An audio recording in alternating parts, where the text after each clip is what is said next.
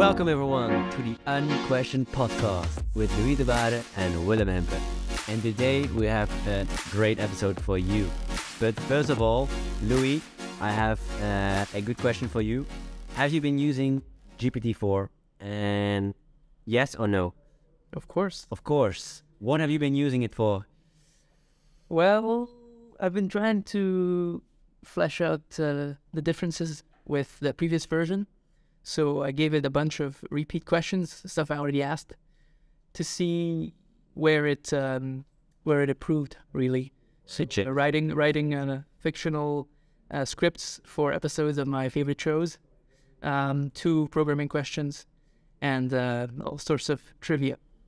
Well, nice. I have used it a little bit, but I got really annoyed about the speed because it's a lot. Yeah. And as well, I feel like it's increased a lot in, let's say, the bar or certain tests that, like, I see it as it's better at accomplishing the Turing test. Mm-hmm. The Turing test is a test to see if you are talking to a human or talking to a computer. If you don't know if it's a computer or a human, then that kind of agent or that kind of thing you're talking to has passed the Turing test. That's a little bit of a reference, but I didn't felt like in the way I use it for coding or other examples that it was because I need speed, and I still went back always to the default of number 3.5. But probably once they release it and there's no limit and this speed is back on track, then I'll probably go to the 4th version.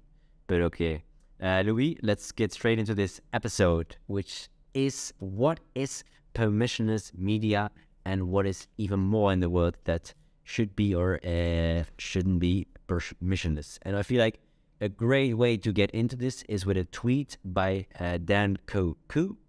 Correct? Dan Koo? Yeah, I think so. We'll see. So his tweet is, the internet made it possible for the individual to build their own thing without permission, location, capital, or experience. Well, Louis, set this up for us. What is it? What does he mean over here? Why is the internet so special in this regard of having permission or having no permission? Yeah, do something. The internet is the prime example of a permissionless service. Permissionless means it's all about making reach accessible and removing barriers, removing legacy institutions or certificates that are necessary before you have the permission to go do something, to go reach some people or broadcast a message. And let's start with a classic example, which is when your grandparents and your parents and you still today, if you turn on the TV, the people you see are very selectively chosen, familiar faces that abide to a certain code of conduct, like your weatherman. Because not everybody has the opportunity and the chance to be broadcast on all over the world by giving. Yeah, there's only a select information. Few. There's only a few hours a day. There's only a few channels. There used to be only one channel. So there's more and more channels, but still, people's attention is limited and the bandwidth is limited. The cameramen are limited. So it's really important for classic legacy institutions like the regional or national TV to be selective about who they allow to come on TV and to present stuff like the news or the weather. So not everybody can be the weatherman, even if it's their lifelong dream. They might never make it just because there's only a handful, a few, let's face it, lucky people that there is permission needed to get all. That's exactly right. Platforms or you need reach. You need to go through different barriers, and fit check certain boxes. But the internet changed all that.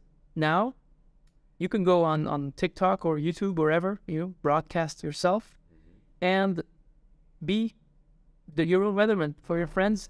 There can be an unlimited amount of newscasts, all personal. You don't need to ask anybody, hey, am I allowed to do this? No, you could just host your show, your podcast. This is an example of permissionless. Exactly. Or your website. There's no DMV which is a place in the US where you need to get your registration for your car. You don't need a license plate for a website. This is not obvious, and was not obvious before the web was created. And it could very well have been that there were laws and regulations that made you request a website certificate before you were allowed to start one. Luckily, that didn't happen. But radio, for example, was limited, of course, because radio signals conflict, and you don't want to overpower power. So the internet just lets you have a unlimited amount of channels, which also makes it that anybody has a chance to speak. And it gives like a massive opportunity for everyone, because there's so many people out there who have really a focused knowledge on certain topics, and that is actually the one person that on these main channels can't have that. So really people can way more targeted find information, find people they follow, find people that they would trust. Sorry. But that's then another question I want to ask you, Louis.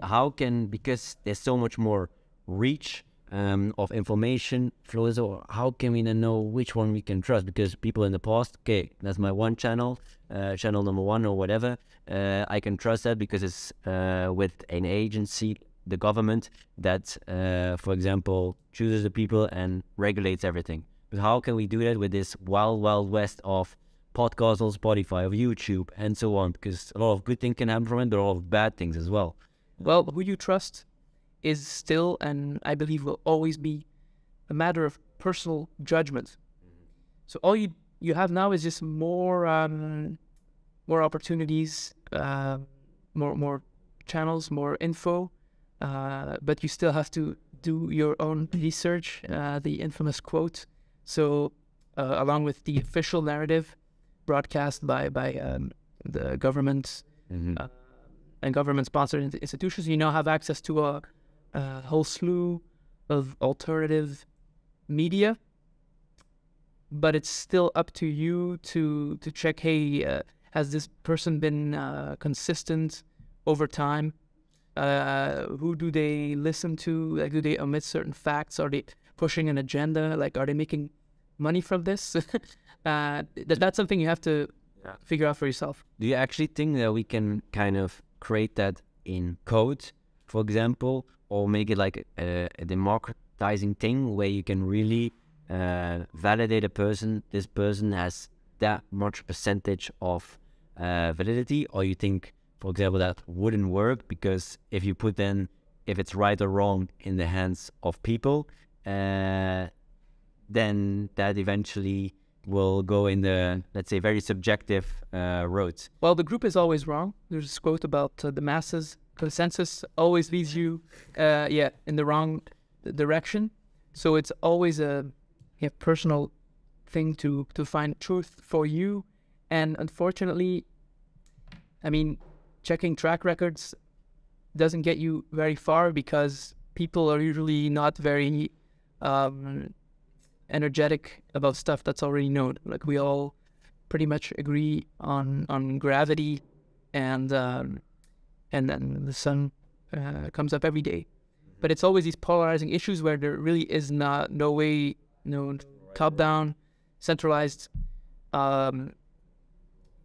entity or truth that you can check against. So that's the whole debate. That's where the whole polarization and politicization comes from.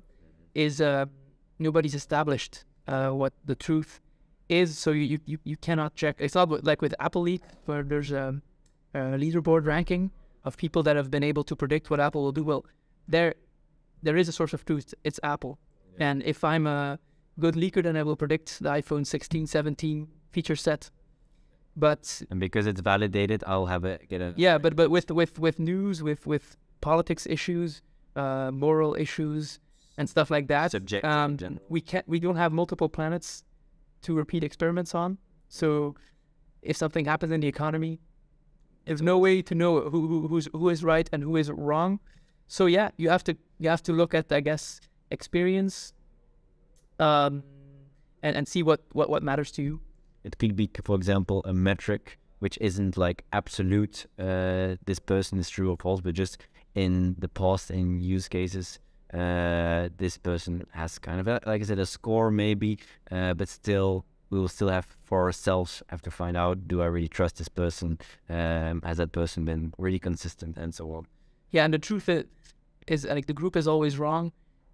It's not that having accolades or endorsements hurts, that still helps. So if you see that a lot of sources you find reputable, even if they don't necessarily agree with your news source, even if they give them a voice, if they retweet them, then that still could be a good sign. Yeah. You don't have to agree to find the other person's position, to respect another person's position.